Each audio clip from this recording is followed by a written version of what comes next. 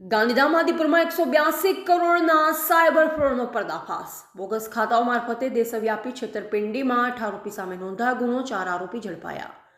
ગાંધીધામ આદિપુર વિસ્તારમાં સાયબર ઠગાણનું એક સૌથી મોટું કૌભાંડ બહાર આવ્યું છે, જેમાં બોગસ બેંક ખાતાઓ મારફતે દેશભરમાં થયેલી ઓનલાઈન છેતરપિંડીની કરોડો રૂપિયાની રકમ હેરફેર કરાઈ હોવાનું સામે આવ્યું. પૂર્વ કચ્છ સાયબર ક્રાઇમ પોલીસની તપાસમાં કુલ 182.37 કરોડ રૂપિયાના સાયબર ફ્રોડનો પર્દાફાશ થયો છે. પોલીસ તપાસ મુજબ સુનિયોજિત રીતે કાર્યરત ગેંગ ગરીબ અને ઓછું ભણેલ લોકોને લાલચ આપી તેમના નામે દુકાનો ભાડે રાખતી અને પેઢીઓ શરૂ કરતી. બાદમાં ખાતાધારકોની જાણ બહાર તેમના નામે બેંકોમાં સેવિંગ અને કરંટ ખાતા ખોલાવવામાં આવતા. દેશના વિવિધ રાજ્યોમાં થયેલી ઓનલાઈન ઠગાઈની રકમ આ ખાતાઓમાં જમા કરવામાં આવતી. તપાસ દરમિયાન ખુલ્યું કે 81 બેંક ખાતાઓમાં 182,37,68,892 રૂપિયા જેટલી માતબર રકમ ટ્રાન્ઝેક્શન થઈ હતી. આ તમામ રકમ દેશભરમાં નોંધાયેલ સાયબર ફ્રોડ ફરિયાદ સાથે સંકળાયેલ હોવાનું બહાર આવ્યું છે. આરોપીઓ દરેક ખાતા દીઠ કમિશનર લઈ બ્રોકર તરીકે કામ કરતા અને નાણાંની હેરફેર કરતા હતા. આ સમગ્ર કૌભાંડનો ભાંડો ત્યારે ફૂટ્યો જ્યારે ગાંધીધામમાં ભાડા સંબંધિત એક અરજીની તપાસ હાથ ધરાઈ. તપાસ દરમિયાન ખોટા ઇનવોઇસ, બેંક કીટો, સિમ કાર્ડ અને અન્ય દસ્તાવેજોના ગેરવપરાશ સામે આવ્યા, જે આધારે પોલીસે તપાસને વધુ વેગ આપ્યો.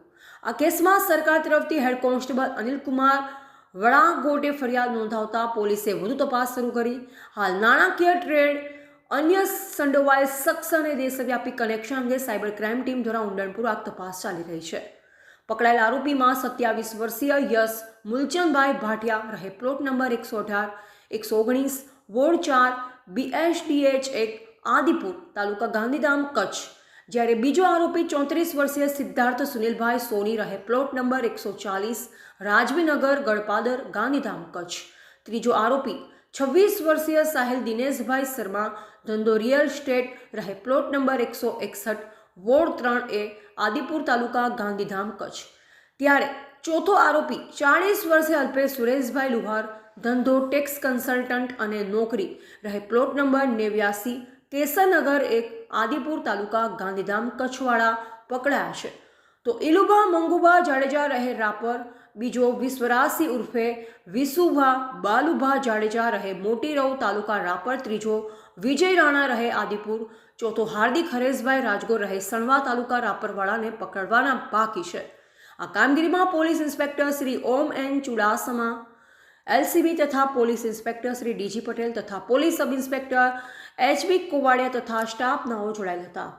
ગઈકાલે સાયબર ક્રાઇમ પોલીસ સ્ટેશન પૂર્વ કચ્છ દ્વારા એક ગુનો દાખલ કરવામાં આવ્યો છે, જેમાં ઓવરઓલ જે મ્યુલ એકાઉન્ટ ખોલીને અને એના એમોથી જે સાયબર ફ્રોડના જે બનાવોને અંજામ આપવાની એક આખી ગેંગ દ્વારા કરવામાં આવેલું હતું, એ બાબતની જે છે આખી એક ફરિયાદ દાખલ કરવામાં આવેલ છે.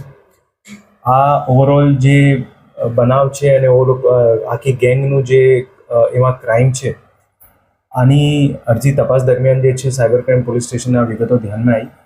એના પછી માનનીય બોર્ડર રેન્જ શ્રી સાહેબ દ્વારા આમાં ઝીણવટભરી તપાસ કરવાની જે સૂચના મળેલ હતી, એ અનુસંધાને જે છે આ ઓવરઓલ જે આખી જે ગેંગનું ઓપરેશન હતું, એમાં 81 જેટલા જે બેંક અકાઉન્ટ છે, એ આ લોકોના અલગ અલગ જે ગરીબ માણસો હોય જેમને લોભ લાલચ આપીને જે બેંક અકાઉન્ટ ખોલાવેલા હતા, એ 81 બેંક અકાઉન્ટના વિગતો પણ ધ્યાને આવેલી. એની સાથે સાથે જ્યારે આ બેંક અકાઉન્ટની તપાસ કરવામાં આવેલી, ત્યારે જે સમન્વય પોર્ટલ છે, એ પોર્ટલ પરથી પણ વિગતો મળેલ કે એ બેંક અકાઉન્ટને લગતી કુલ 14 જેટલી ફરિયાદ ઓલ ઇન્ડિયામાં જે છે એમાં થયેલી છે, જેમાં સાયબર ફ્રોડના જે છે ક્રાઇમ બનેલો છે. આમાં ખાસ કરીને જે ઓવરઓલ આખી ટોળકીની જે ક્રાઇમ કરવાની જે ઓવરઓલ એમો હતી અને કઈ રીતે એ લોકો કરતા હતા, એમાં મુખ્ય આરોપી જે છે યશ ભાટિયા છે. આ યશ ભાટિયા દ્વારા અલગ અલગ લોકોને સાથે રાખીને સૌથી પહેલાં એક ફ્રોડ પેઢી ઊભી કરવામાં આવતી. આ ફ્રોડ પેઢી ઊભી કર્યા પછી બેંક ખાતાઓ ખોલવામાં આવતા. બેંક ખાતાઓ ખોલાવ્યા પછી એ ખાતાઓની વિગત બીજા લોકોને આપવામાં આવતી અને પછી જ્યારે પૈસા આમાંથી વિડ્રો થતા તો પછી જે છે એના પેટે કમિશન અને અન્ય પૈસાઓનું જે છે વિતરણ કરવામાં આવતું. આ ઓવરઓલ જે બનાવ જે ગુનો દાખલ કરવામાં આવ્યો છે, એમાં અત્યારે 8 આરોપી વિરુદ્ધ ગુનો દાખલ કરવામાં આવ્યો છે, જેમાં પોલીસ દ્વારા 4 આરોપીઓને ધરપકડ કરવામાં આવેલી છે, જેમાં સૌથી મુખ્ય જે છે યશ ભાટિયા એમને પણ પકડી પાડવામાં આવ્યું છે.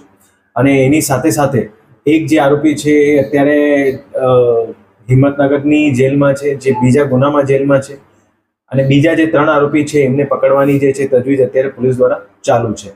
ખાસ કરીને આ બનાવથી જે પોલીસ સાયબર ક્રાઇમ પોલીસ સ્ટેશનમાં દાખલ થયું છે એનાથી અમારા પોલીસ દ્વારા બધા લોકોને ખાસ અપીલ છે કે આવી કોઈ પણ વિગત હોય, કોઈ લોકો ખાસ કરીને કોઈ લોભ લાલચ આપીને અગર તમારા કોઈ અકાઉન્ટ જે છે ખોલવા માંગતા હોય, આવું ક્યારેય જે છે કોઈને એવું ફેસિલિટી આપવાની નહીં. કારણ કે આવી રીતની અગર ફેસિલિટી કોઈને મળતી હોય તો પછી જે એવા નાના નાના બનાવો થતા હોય એનાથી એક મોટું જે છે આખું સ્કેમ જે છે ઓપરેટ થતું હોય છે. અને આ ઓવરઓલ જે તપાસ જે છે એ તપાસમાં અત્યારે પણ જે છે અમુક વિગતો જે ધ્યાને આવી રહી છે, એમાં જે પૈસા અને જ્યાંથી ક્રાઇમ થતું હતું એમાં આપણે ભારત દેશના અલગ અલગ રાજ્યોમાંથી જે છે આખું આ નેટવર્ક જે છે એમાં ઉદ્ભવ થતું હતું, જેમાં વેસ્ટ બેંગોલ, તમિલનાડુ, દિલ્હી, હરિયાણા, ઉત્તર પ્રદેશ એ ત્યાંથી પણ જે છે અલગ અલગ રીતે આ ટોળકી દ્વારા જે છે બીજા લોકોના સાથે રાખીને આમાં આખી ક્રાઇમ કરવામાં આવતું હતું. આની તપાસ જે છે અત્યારે સાયબર ક્રાઇમ પીઆઈ દ્વારા કરવામાં આવી રહી છે અને આગળમાં જે છે આરોપીઓની રિમાન્ડની પણ તજવીજ ચાલુમાં છે.